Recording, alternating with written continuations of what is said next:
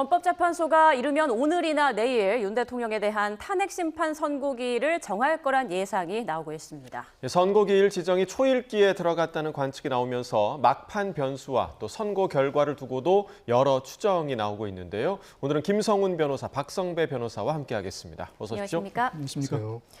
자, 윤 대통령 탄핵 심판 선고 일정이 언제 나올 것이냐, 이르면 뭐 오늘이나 내일 공지되지 않겠냐 이렇게 거론이 되고 있는데 오늘 내일 선고 기일이 나오면 선고는 목요일이나 늦어도 금요일에는 나올 거다 이렇게 보면 되는 거죠? 네, 그렇습니다. 통상적으로 2일 내지 3일 전에 고지를 해왔기 때문에 그런 점 때문에 오늘이나 내일 중에서 이제 이야기가 나온다면은 목요일이나 금요일로 이야기를 하고 있고요. 선고 일자 관련돼서는 통상적인 헌법재판소의 선고는 그동안 계속 목요일에 이루어졌기 때문에 목요일에 이루어질 수 있다는 분석과 그리고 여러 가지 사회적인 갈등과 혼란 등을 고려해서 그동안의 대통령 선고일들이 보통 금요일 날 지정됐다는 것을 고려해서 금요일 날 이루어질 가능성이 있다라는 그런 분석들이 있습니다. 다만 구체적으로 어떤 경우도 지금 헌법재판소에서 선고일과 관련된 입장 혹은 단서를 내놓고 있지는 않기 때문에 아직은 다 추정이다 이렇게 볼 수밖에 없습니다. 네, 계속해서 이제 추정할 수밖에 없는 그런 상황인데 만약에 오늘 내일 공지가 이루어지지 않으면 다음 주로 넘어갈 가능성도 있는 겁니까? 네, 그렇습니다.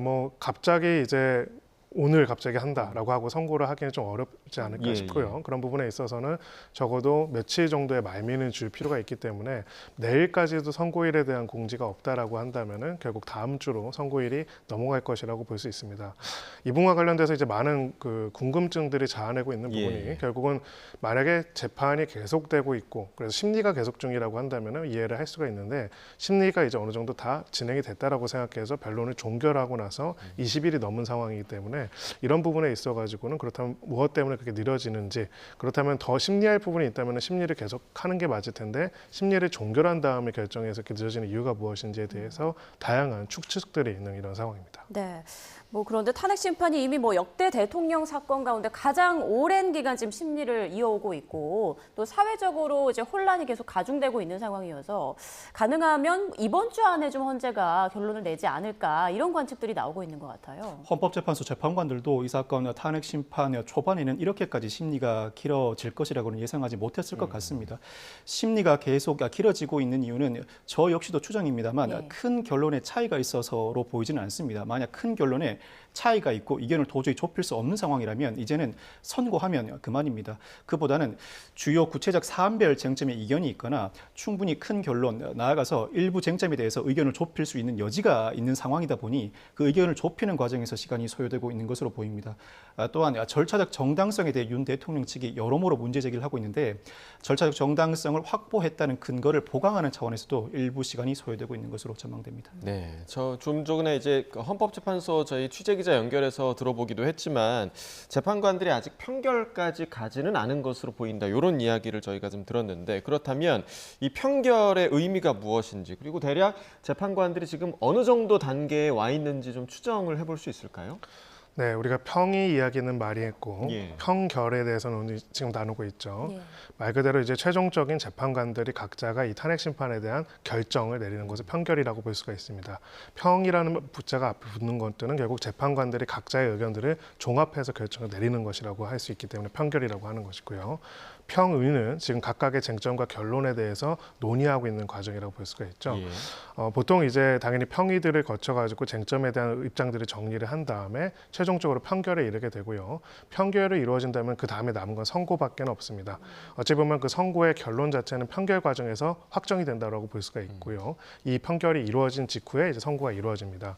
과거의 이제 사례들을 보면은 이제 나중에서야 알려진 거지만 박근혜 전 대통령의 탄핵 심판 같은 경우에는 선고일에 판결이 이루어졌다고 이야기를 합니다. 왜냐하면 판결이 이루어지고 나서 며칠 있다가 이제 선고일이 되면은 그 며칠 사이에 최종적인 헌법재판소의 결정이 이렇다라고 하는 보안이 유출될 수 있기 때문에 이 부분에 있어가지고는 판결 자체는 선고를 하기 직전 으로 이제 지정될 가능성이 굉장히 높다 이렇게 볼 수가 있습니다. 네, 전례와 비교해서 선고가 늦어지고 있기 때문에 여러 추측이 나오고 있는데요. 일단 헌재 재판관들이 전원일치 판결을 이끌어내기 위해서 의견 조율을 하고 있지 않을까 이런 분석들도 많더라고요. 어떻게 생각하시나요? 전원일치 의견을 조율할 가능성이 높아 보입니다. 쟁점이 다양하다 보니 그 쟁점을 두고 일부 이견은 도출될 수밖에 없고 의견을 교환하는 과정에서 평결 직전에 어느 정도 합의를 이루고자 하는 시도가 반복되고 있는 것 같습니다.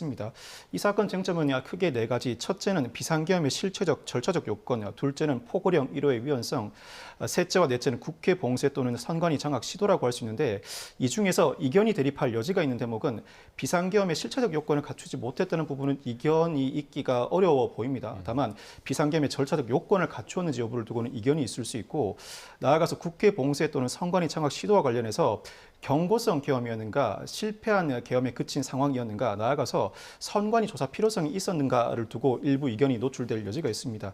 더 나아가서 절차적 정당성과 관련해서는 헌법재판소법은 수사 또는 재판이 진행되는 사건의 경우에는 관련 기록을 송부받지 못하도록 규정하고 있음에도 불구하고 이 사건을 포함해서 전 사건에서도 그 수사 기록을 사전에 송부받아 이 재판의 근거 자료로 활용해 왔습니다.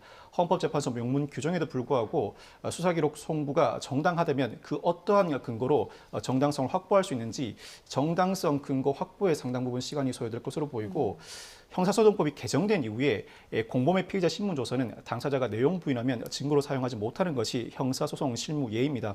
그럼에도 불구하고 탄핵심판에서 이 공범의 피의자 신문조서를 그대로 증거로 채택한다면 어떠한 형태로 그 근거를 제시해야 할지 이를 두고도 시간이 소요될 것으로 보입니다. 네, 그러니까 내용의 측면에서 전원이 이제 일치된 의견을 보이기 위해서 지금 시간이 소요되는 부분에 대해서 좀 설명을 해주신 거고 대통령 측에서 지금 절차 문제와 관련해서 계속해서 좀 이의 제기를 하고 있잖아요. 그래서 재판관들이 이런 뭐 사실관계 확인 아니면 문구 조정 이런 부분에 있어서 좀 더 이상의 문제 제기가 없도록 아주 완벽한 그런 결론을 내기 위해서 좀 노력하는 거다. 이러한 분석에 대해서는 좀 어떻게 보십니까?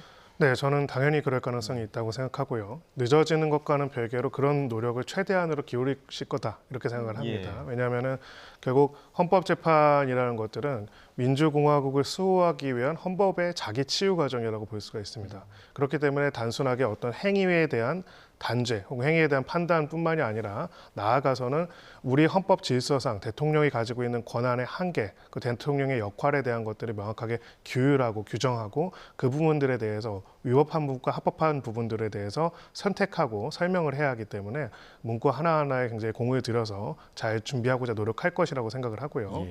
늦어지는 이유를 다시 우리는 다 추론해 볼 수밖에 없습니다만 만약에 또 한 가지 외부적 요인을 들 수 있다라고 한다면은 그 중에 하나가 한덕수 국무총리 심판이 또 있지 않을까 하는 생각도 듭니다. 왜냐하면은 만약에 윤석열 대통령에 대해서 탄핵을 인용해서 파면 결정이 내려질 경우 이제 곧바로 이제 대통령 권한 대행이 주관하는 조기 대선 국면이 펼쳐지게 되는데 이 과정에서 결국은 대통령 권한 대행을 지금과 같이 최상무 권한 대행이 계속 하는지 아니면은 그 파면 이후에 누가 권한 대행을 맡는지가 또 한덕수 국무총리의 파면 여부와도 관련이 있기 때문이죠. 결론적으로는 두 가지의 탄핵 심판, 대통령뿐만 아니라 국무총리까지도 탄핵된 이런 상황 속에서 두 가지의 탄핵 심판 중에서 어떤 거를 먼저 선고를 할 것인지 그리고 그렇다면 특히나 한덕수 총리의 탄핵 심판에 대해서는 어떤 쟁점들에 대한 의견들이 있는지에 대해서도 같이 논의될 가능성이 있습니다. 두 개는 별개의 재판이긴 하지만은 한편으로는 이 부분에 있어가지고 이 파면했을 경우에 권한 대행의 역할과 누가 복귀하는지는 향후 국정에서도 중요한 부분이기 때문에 이런 부분들도 같이 영향을 끼칠 수 있는 가능성을 배제할 수 없다 이렇게 생각합니다. 그럼 같이 선고될 가능성도 있다고 보시는 거죠? 네, 같이 선고될 가능성도 있고요. 특히나 재판관들 사이에서는 누구를 먼저 선고해야 하는지에 대해서도 이견이 있을 수 있다라고 생각을 합니다. 가령 이제 국정 혼란 등을 막기 위해서 한덕수 국무총리에 대한 심판을 선고를 먼저 하고 그 다음에 이제 대통령에 대한 선고를 하자는 의견이 있을 수도 있고요. 반대로 지금 접수 순서도 그렇고 국가적인 중요성 면에 있어서도 그렇고 대통령에 대한 선고를 먼저 해야 한다라고 하는 의견이 있을 수도 있다라고 생각합니다. 순서에 관한 이견이 있을 수도 있고요. 또 그 대통령에 대한 선고의 각각의 실체적 내용들보다는 한덕수 국무총리에 관련된 내용들에 대해서 판단이 조금 더 쟁점이 다툼이 있을 수도 있다라고 생각을 합니다. 그렇기 때문에 그런 부분들에 대해 가지고 논의들이 이루어질 가능성들이 조금 지연되는 원인이 될 가능성 있지 않을까 추론을 해볼 수 있습니다. 네.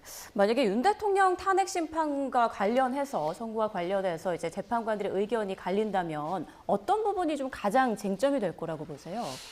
제가 판단하기에는 비상계엄의 절차적 요건을 갖추었는가, 그리고 선관위 조사 필요성에 따라서 선관위 장악 시도를 했던 것이 아니라 일정 부분 증거를 추출하기 위한 작업의 일환이었다. 이 부분에 대해서 쟁점이 갈릴 요소가 많아 보입니다. 특히 국회 봉쇄나 선관위 장악 시도와 관련해서는 동원된 군과 경찰 경력이 상당히 많았습니다. 그럼에도 불구하고 비상계엄 선포, 즉 한 지방의 평온을 해할 정도의 폭행에 이르지는 않은 수준이었다.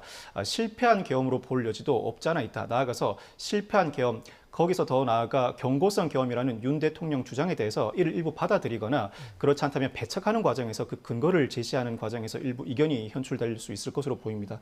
앞서 설명해 드렸던 것처럼 절차상 각종 문제 제기에 대해서는 그 근거를 확보하고 각종 외국 사례나 법원 실무 제휴를 통해서 그 근거의 정당성을 제시하는 과정에서도 일부 시간이 소요될 것으로 전망됩니다. 네. 자, 이제 선고가 언제 이루어질 수 있을지 이 시기에 대한 관심도가 높아지고 있는 가운데 헌재가 어떻게 결정을 할 것인가 이 부분도 관심입니다. 그런데 이제 당일의 헌재가 선고 방식을 어떤 방식으로 택하느냐에 따라서 좀 결론을 좀 미리 엿볼 수 있다 이런 분석도 좀 나오고 있는데 예를 들면 문영배 권한대행이 먼저 선고의 이유부터 읽고 마지막에 이제 주문을 읽게 된다면 재판관 만장일치 결론일 가능성이 크고 반대일 경우에는 별개 의견이 있을 수 있다라는 그런 분석이 있던데 이게 근거 있는 추측입니까?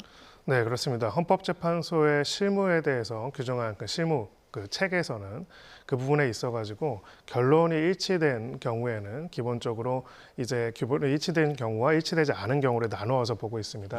만약에 이제 결론이 만장일치로 결론을 할 경우에는 선고 요지를 먼저 읽은 다음에 주문을 이야기를 하고요. 하지만 이제 이유가 다른 경우에는 반대 의견이나 별개 의견, 반대 의견 같은 보통 이제 소수 의견 같은 경우 형태로 나타날 때는 이런 경우에는 그 의견 주문부터 읽고 나서 각각의 이유들을 왜 반대하고 왜 이런 판단했는지를 설명한다는 것이 기본적인 준칙으로 되어 있기는 합니다. 다만 이것이 소위 말하는 강행 규정처럼 반드시 이렇게 해야만 하는 건 아니기 때문에 대통령 탄핵 심판의 중요성 그리고 무엇보다도 그 결론의 주문이 무슨 내용인지에 따라서 정치적 사회적 파장이 굉장히 크다는 점을 고려했을 때는 어떤 경우든 간에 이제 이유를 다 자세하게 설명하고 나서 제일 마지막에 주문을 읽을 가능성이 좀 더 높다라고 생각하고요.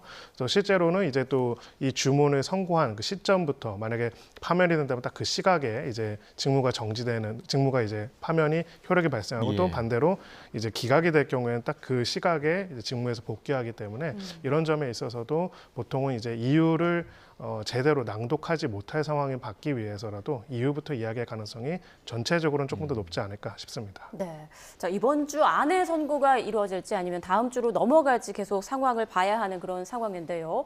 여전히 윤 대통령 탄핵 심판의 변수로 남아 있는 걸까요? 정치권이 마은혁 헌법재판관 임명 여부를 두고 오늘도 공방을 벌였습니다. 관련 내용 듣고 오시죠. 헌법 수호에 막중한 책무가 있는 권한대행인 최상목 부총리가 앞장서서 헌정 질서를 유린하는 모순적 상황이 연일 벌어지고 있습니다. 참을 만큼 참았고 기다릴 만큼 기다렸습니다. 내일까지 마은혁 재판관을 임명하십시오. 최상목 대행에게 임명을 강제할 수 있는 권한을 준 것도 아니고 그리고 그 마은혁이를 헌법재판관의 지위로 인정한 것이 아니기 때문에 최상목 대행은 지금까지 자세를 그대로 유지하면은 아무런 문제가 없다고 생각합니다. 네, 선고가 임박한 가운데 마은혁 헌법재판관 임명 여부가 여전히 변수가 될 수 있는 건지 앞서 저희가 또 소식을 전해드렸는데 마 후보자에게 임시로 재판관 지위를 부여해달라 이런 가처분 신청이 접수되기도 했더라고요. 네네. 지금 상황 어떻게 보세요? 마은혁 헌법재판관 임명 여부는 이제는 변수가 되기에는 너무 늦었다고 보여집니다. 전격적으로 임명된다고 하더라도 현재 윤 대통령 탄핵 심판은 평결 절차를 앞두고 있는 시점이라 마은혁 헌법재판관이 전격적으로 합류한다고 하더라도 하더라도 최종 심리를 위해서 다시 변론을 제기할 가능성은 낮아 보입니다. 다시 변론을 제기해 갱신 절차를 밟고 그 과정에서 일부 시간이 소요되는데 그 과정을 선고 막바지에 다시 밟을 가능성은 상당히 낮아 보입니다. 특히 이 더불어민주당은 내일까지 마은혁 재판관을 임명하라고 요구하고 있고 국민의힘은 지금 자세를 유지하면 된다는 입장을 견지하고 있습니다만 헌법재판소법은 부작위에 대한 심판 청구를 인용하는 결정을 할 때에는 그 결정 취지에 따른 처분을 하여야 함을 명시하고 있습니다. 특히 헌법재판소의 인용 결정은 모든 국가기관을 기속하는 만큼 시기가 일부 늦추어질 수 있을지언정 지금의 자세를 유지해야 한다는 주장은 사실 법적 근거를 찾기가 어렵습니다. 언제가 되었든 마은혁 헌법재판관이 임명되겠습니다만 전격적으로 임명된다고 하더라도 이 사건 심판에는 큰 영향을 미치기 어려워 보이고 다만 마은혁 헌법재판관에 대한 임시 지위 확인의 가처분 신청은 그와 같은 권한 자체가 헌법재판소에 존재하지 않는 이상 각하 처분될 가능성이 높습니다. 네. 자, 이제 윤 대통령 탄핵 선고일이 이제 결정이 된다면 그날의 장면이 국민이 볼 수 있게 좀 생중계가 될지 이 부분도 관심입니다. 사실 변론 과정에서는 생중계는 안 되고 변론이 끝난 후에 이제 뭐 순차적으로 이제 영상이 업로드되는 그런 과정이 있었는데 이 부분도 이제 판결 절차가 끝나야 좀 결론이 날까요? 네, 그렇습니다. 그렇기 때문에 이제 결국은 선고일까지는 우리가 아직 모르는 상황이라고 예. 볼 수 있는데요. 지금까지의 전례를 비춰본다면은 생중계를 할 가능성이 매우 높다 이렇게 생각을 합니다. 결국은 헌법재판소의 재판이라는 거는 재판은 두 당사자가 있는 거긴 하지만 한편으로는 대한민국이라는 민주공화국의 헌법의 치유를 위한 헌법 질서를 수호하고 치유하기 위한 절차입니다. 그렇기 때문에 헌법재판관들이 어떤 결정을 했다고 한다면 왜 그 결정을 하고 그 결정이 어떤 의미들을 갖는지를 설명하는 거는 단순하게 당사자뿐만 아니라 모든 국민한테도 굉장히 중요한 거고요. 또 그런 국민들의 알 권리가 굉장히 중요한 사안이기 때문에 여러 가지 혼란과 갈등이 있을 수는 있겠지만은 지금까지의 전례와 또 대통령 탄핵 심판의 중요성, 헌법적인 가치들을 봤을 때는 생중계를 결정할 가능성이 높다 이렇게 생각합니다. 네, 윤 대통령이 선고 기일에 직접 모습을 드러낼까 이 부분도 관심인데 출석 의무는 없는 거죠? 출석 의무는 존재하지 않습니다. 박근혜 전 대통령이나 노무현 전 대통령의 경우에도 변론 절차뿐만 아니라 선고 기일에도 출석하지 않았습니다. 모두 기각 또는 인용 결정을 받게 되었는데 만약 윤 대통령이 선고 기일에 직접 출석한다면 현장의 혼란은 더 가중될 가능성이 높습니다. 지금까지 대부분의 변론 기일은 출석했습니다만 선고 기일마저 출석한다면 그 즉각 인용 또는 기각 또는 각하로 그 결정의 효력을 즉시 받게 되는데 그로 인해서 외부의 지지자 또는 반대자들의 격렬한 시위가 이어질 가능성이 높고 윤 대통령의 행보 내지는 동선에 따라서 관련된 불상사가 발생할 가능성이 상당히 높아 선고 기일에는 안전을 위해서라도 출석하지 않는 것이 오히려 더 바람직해 보입니다. 네. 자, 지금 뭐 저희가 이제 계속해서 이제 추측만 할 뿐인데 선고 기일이 가까워졌다라는 소식이 좀 들리면서 윤 대통령이 선고에 승복할지 이 승복 메시지와 관련해서도 정치권의 공방이 이어지고 있는데요. 듣고 이야기 나눠보겠습니다. 승복을 안 하거나 못하는 경우는 생각할 수가 없죠. 그러니까 이 지금 헌법재판소의 결과에 대해서 대통령이 당연히 승복할 것입니다. 그것은 뭐 두말할 나위가 없는 일이고. 이게 헌재의 판결이 단심제 아닙니까? 네. 수용 안 할 수가 없죠. 예. 어떤 결과가 나오든 수용해야죠. 예. 그런데 우리가 이런 아까도 말씀드렸다시피 자꾸 승복 얘기하는데 예. 벌써 변호인단을 통해서 승복 의사를 당연히 밝혔어요. 예. 이것은 소리 없는 아우성? 파면 불복을 선동하는 소리 없는 아우성? 아, 그래 침묵 네, 자체가. 그럼요. 아니 그 헌재 재판 결과에 따르겠다. 예. 이 말이 뭐가 어렵고 힘들고 타당하지 않아서 예.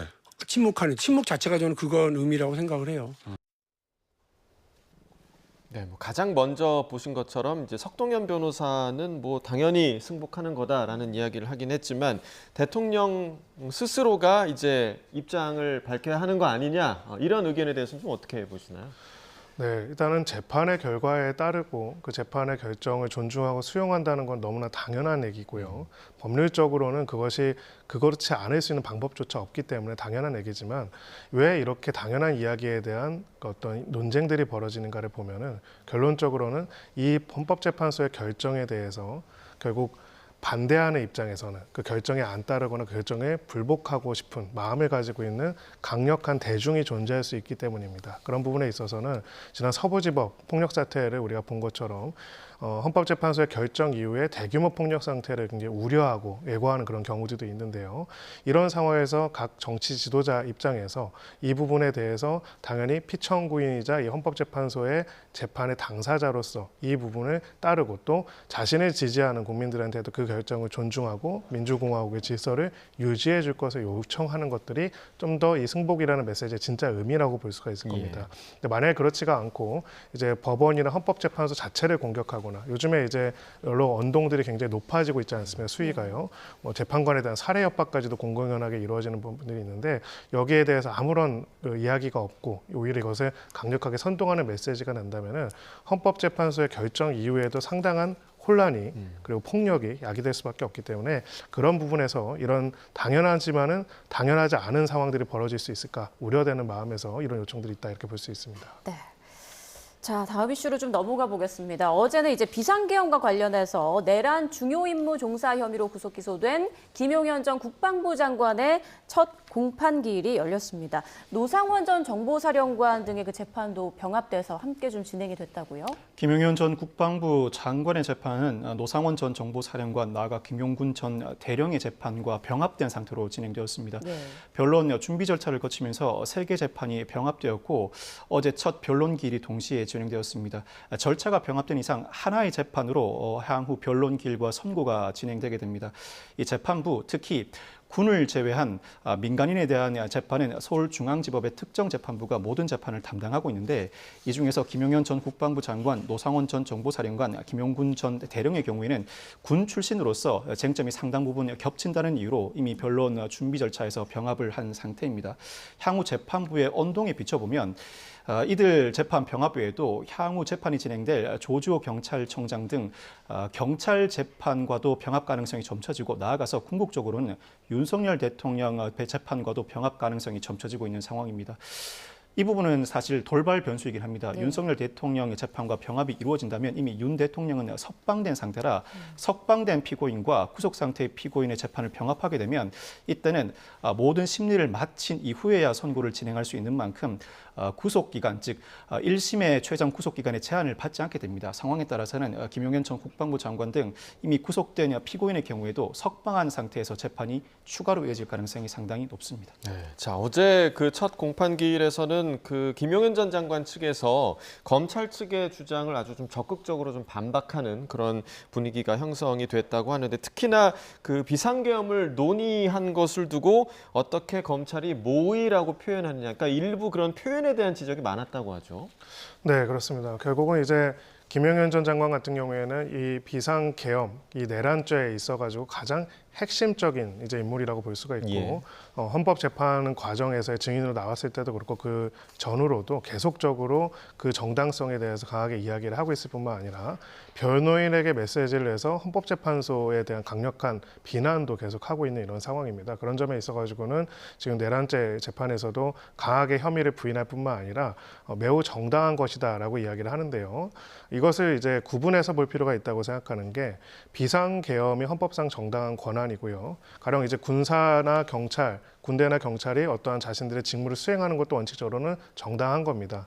그럼에도 불구하고 검찰이 이 부분을 내란죄로 기소한 이유는 결국 우리 국헌 문란의 목적에서 국헌이라는 게 무엇인지에 따라서 바다라고 볼 수가 있는 것이죠. 한마디로 대통령이 가지고 있는 비상적인 권한이라고 하더라도 거기에 따른 실체적인 절차적인 요건들이 있고 그 요건을 넘어서서 기존의 헌법상 부여된 권한을 넘어서 다른 권한들, 입법부라든지 사법부라든지 아니면 선관위 같은 곳들을 임의로 군사적으로 지배하고 통치하고자 한다고 한다고 한다면은 이 헌법상의 권한을 넘어서는 그 요건과 한계를 넘어서는 부분이기 때문에 국헌 문란의 목적이 있다라고 이렇게 판단을 하는 것인데 기소 내용들은 이제 그렇게 되어 있지만 이제 김용현 전 장관 측에서는 전혀 그렇지 않고 그 비상계엄에 관한 권한은 아예 사법심사의 대상이 되지 않는다라는 입장을 계속 이야기를 하고 있습니다. 네, 또 김용현 전 장관 측에서 검찰에는 내란죄 수사권이 없어서 기소 자체가 위법하다 이런 주장을 했다고 하네요.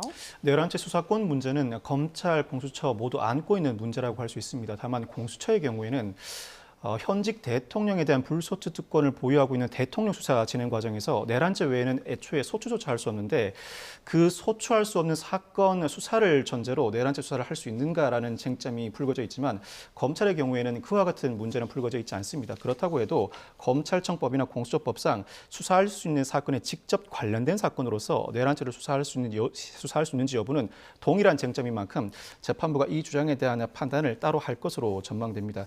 만약 검찰에 내란죄 수사권이 없다는 판단을 하게 된다면 이때는 공소기각 판결 여부가 문제되는데 전형적인 공소기각 사유는 공소사실 자체에 피고인이나 공소사실이 특정되지 않는다거나 친고죄에서 고소가 전제되지 않는 경우 등을 일컬을 수 있습니다. 만약 위법한 수사를 이유로 공소기각 판결을 할 수 있는가? 공소 제기 자체는 문제가 없는데 위법한 수사를 이유로 공소기각 판결을 할 수 있는 사유는 판결이 엇갈리고 있습니다. 예를 들어서 불법 연행이 존재한다고 하더라도 그 과정에서 수집한 증거를 위법 수집 증거로서 배제할 사유는 될 수 있을지언정 공소기각 판결 사유는 될 수 없다는 판결도 존재하는 반면에 범위 유발형 함정 수사에 기초한 기소는 공소기각 판결 사유라는 그 판결도 존재합니다. 이에 따라서 검찰의 내란죄 수사권이 없음을 전제로 한다면 과연 위법한 수사를 토대로 한 기소가 공소기각 사유에 해당하는지 재판부의 심도 깊은 판결이 이루어질 것으로 보이는데 검찰의 경우에는 내란죄 수사권에 대한 쟁점이 크게 불거지지 않을 가능성이 더 높아 보입니다. 네, 어제 공판에서 김용현 전 장관도 직접 이제 발언한 내용도 전해지고 있는데 주요 정치인 체포 지시와 관련해서는 또 말을 바꾸는 상황도 있었다고 하더라고요. 어떤 부분이었습니까? 네, 이제 관련돼서 질문들을 진행할 때, 신문을 진행을 할 때 합수부가 언제쯤 구성되느냐 물었더니 한 3-4시간쯤 걸리겠다라고 하는 이야기를 듣고 그럼 그때쯤 돼서야 체포가 되겠구나라고 본인 입으로 직접 진술을 했습니다. 그러니까 이제 그 부분에서 굉장히 중요한 진술이기 때문에 이와 관련해서 재판부에서 그러면 당시에 우원식 의장이라든지 한동훈 대표에 대한 체포 지시를 했다는 취지냐? 그러니까 아니요, 안 했습니다라고 이야기를 했다고 하는데요. 사실은 이제 우리가 제 판결문을 보면은 여러 가지 증거들을 설치를 하면서 또 재판에서의 피고인의 태도 전반적인 것들을 이제 판결의 이유로 삼기도 합니다. 그런 점에 있어서는 이제 지금 이야기한 내용들이 결국은 당시에 이제 정치인들에 대한 체포 또는 수사들을 진행하고자 했던 어떤 고의와 그런 계획들이 있었다는 것을 드러내는 데 있어서 굉장히 유력한 자료로 사용될 수가 있다라고 볼 수가 있고요. 그런 부분에 있어서는 앞으로 또 내란죄와 관련된 주요 쟁점 중에 하나인 정치인 체포 지시와 관련된 부분에 있어서 주요한 논거로서 검찰 측의 공소 유지 논거로서 사용될 가능성이 높다 이렇게 생각합니다. 네. 자, 김성훈 변호사와는 여기서 먼저 좀 인사를 나누겠습니다. 고맙습니다. 네, 계속해서 박성배 변호사께 좀 질문을 드려야겠는데요. 자, 어제 그 첫 재판 이후 이 부분도 좀 화제가 되고 있습니다. 검찰이 대통령 윤석열이라고 호칭한 걸 두고 이제 김 전 장관 측에서 문제를 제기했다고 하는데 어떤 내용인가요, 구체적으로? 검찰이 공소 사실을 진술하는 과정에서 윤석열 대통령이 아니라 대통령 윤석열이라고 언급하자 김 전 장관 측 변호인이 적어도 대통령이라면 윤석열 대통령이라고 불러야 하지 않는가라고 이의를 제기한 부분입니다. 사실 일반 사회에서는 상대방을 존중하는 의미로 이름 뒤에 직함을 붙입니다만 공소 사실에서는 이 당사자의 역할과 지위를 표시하기 위해서 직함을 이름 앞에 붙입니다. 그 공소 사실을 그대로 검사가 읊는 과정이었던 것 같은데 그 과정에서 김 전 장관의 변호인이 문제를 제기한 것입니다. 실제 형사 법정에서 재판부도 피고인을 부를 때 일반 사회에서의 직함을 붙이는 것이 아니라 이름 뒤에 땡땡땡 피고인이라고만 부릅니다. 즉 일반 사회에서처럼 이름 뒤에 직함을 부르는 모습은 형사 법정에서는 볼 수 없는 모습입니다. 네, 이런 분위기를 좀 어떻게 봐야 합니까? 뭐 일종의 상대방에 대한 기선제압 정도로 좀 봐야 하는 겁니까? 사실 윤 대통령 재판에서 윤 대통령 변호인 측이 이와 같은 문제 제기를 했다면 그 부분은 이해할 수 있는 대목이 있습니다. 그런데 김 전 장관의 변호인이 윤 대통령의 직권과 관련해서 이의 제기를 한다는 것 자체가 이례적이긴 합니다. 그만큼 김 전 장관이 윤 대통령과 가까운 사이이고 이 사건 재판이 진행되는 와중이지만 상당히 심리적으로 밀접하게 관련돼 있을 뿐만 아니라 쟁점을 공유하는 만큼 운명 공동체라는 인식을 그대로 드러냈다고 보여집니다. 네. 자, 모레 20일에는 또 조지호 경찰청장 등 경찰 지휘부에 대한 첫 공판이 예정돼 있고 24일에는 윤 대통령 2차 공판 준비 기일이 또 예정돼 있지 않습니까? 이 일정이 다 진행된 후에 병합 여부가 또 결정이 되는 건가요? 김용현 전 국방부 장관 사건은 노상원 전 정보사령관이나 김용군 전 대령과 이미 병합이 이루어진 상황입니다. 네. 앞으로 조지호 경찰청장과 김봉식 전 서울경찰청장 등 사건도 앞두고 있는데 재판부는 일부 쟁점이 겹친다. 현재로서는 군과 경찰로 나누어 둔 상황이지만 네. 일부 쟁점이 겹치는 만큼 향후 병합을 할 수밖에 없지 않겠느냐라는 의견을 피력한 바 있습니다. 나아가 윤 대통령의 2차 공판 준비 기일이 3월 24일 진행될 예정인데 이날 공판 준비 기일을 마치면서 병합 여부도 결정할 방침이라고 합니다. 사실 검찰 입장에서는 병합 심리보다는 병행 심리를 원하고 있습니다. 예. 병합 심리는 사건 자체를 합칩니다. 이에 따라서 한 사건으로서 심리와 선고도 동시에 단행해야 합니다. 예. 그 반면에 병행 심리는 사건을 각각 따로따로 내버려 두고 재판 시간만 동시에 진행하는 것인데 병합 심리 내지는 병행 심리가 이루어져야 증인이 중복해서 출석할 필요 없이 한 번 출석했을 때 관련 증언을 증거 자료로 삼을 수 있게 됩니다. 그런데 병행 심리를 하게 되면 선고도 각자 나누어서 할 수 있는 만큼 구속된 피고인의 경우에는 먼저 선고를 하고 불구속된 피고인의 경우에는 구속 기간에 제한 없이 나중에 따로 선고해도 됩니다. 그런데 병합 심리를 하게 되면 모든 사건 심리를 다 마친 뒤에 한 번에 모든 선고를 단행해야 하는 만큼 구속된 피고인의 경우에는 1심의 최장 구속 기간인 6개월을 도과할 가능성이 높습니다. 예. 검찰 입장에서는 그 최장 구속 기간을 도과함으로써 일부 피고인이라도 석방된 상태에서 재판이 진행되기를 원하지 않는 것입니다. 그러니까 재판이 길어진다는 거죠. 그렇습니다. 예. 불구속 피고인의 재판의 경우에는 길어질 수밖에 없습니다. 그렇지만 재판부 입장에서는 현재 신문해야 할 증인이 수백 명에 이르고 이 재판을 온전하게 쟁점을 동시에 심리하기 위해서는 병행 심리보다는 병합 심리를 염두에 두고 있는 만큼 검찰의 우려에도 불구하고 각종 사건을 병합할 가능성이 상당히 높고 윤 대통령의 2차 공판 준비 기일 이후에 윤 대통령에 대한 재판도 병합 심리 결정할 가능성이 현재로서는 높아 보입니다. 네, 법원이 병합과 병행 중 어떤 부분을 선택할지 이 부분도 좀 주목해야겠고. 자, 그런가 하면 어제 또 이제 서울 서부지법 폭력 사태 가담자들에 대한 재판도 있었습니다. 그러니까 인원이 너무 많다 보니까 피고인 20명이 재판을 받았는데 어제 변호인단의 이야기를 좀 들어보고 이야기 이어가겠습니다. 대체 누가 어떤 방식으로 후문을 강제 개방하였는지 전혀 입증하지 못하고 있으며 단순히 개방된 후문으로 앞의 상황을 전혀 모르는 시위대가 들어왔다고 해서 이것이 바로 주거 침입죄가 당연히 성립된다고 볼 수는 없다는 것입니다. 자, 지금 방금 들은 변호인의 발언을 어떤 의도로 저희가 좀 해석을 해야 되는 겁니까? 특수 주거 침입과 일반 주거 침입은 본질적으로 다른 구성 요건입니다. 예. 특수 주거 침입은 단체 위력 등을 이용해 주거 침입 범죄를 저지른 경우에 성립하는데 이는 법정형 자체가 다른 만큼 형량이 낮은 일반 주거 침입죄를 적용하여야 한다는 취지로 해석됩니다. 그렇지만 근본적으로 특수 주거 침입죄 공소 사실을 부인하는 취지라고 해석해야 합니다. 특수 주거 침입죄는 단체 위력 등을 이용해 주거 침입 범죄를 저지르는 경우에 성립하는데 후문을 강제로 개방한 경우가 아니라면 앞에 이미 문이 열려 있습니다. 각자가 따로따로 문이 열려 있네라는 생각에 걸어 들어갔다면 이때는 단체 위력을 이용하지 않았다는 취지입니다. 즉 근본적으로 특수 주거 침입죄로 공소가 제기돼 있는 이상 무죄를 주장하는 취지로 예. 읽어야 할 대목으로 보입니다. 네.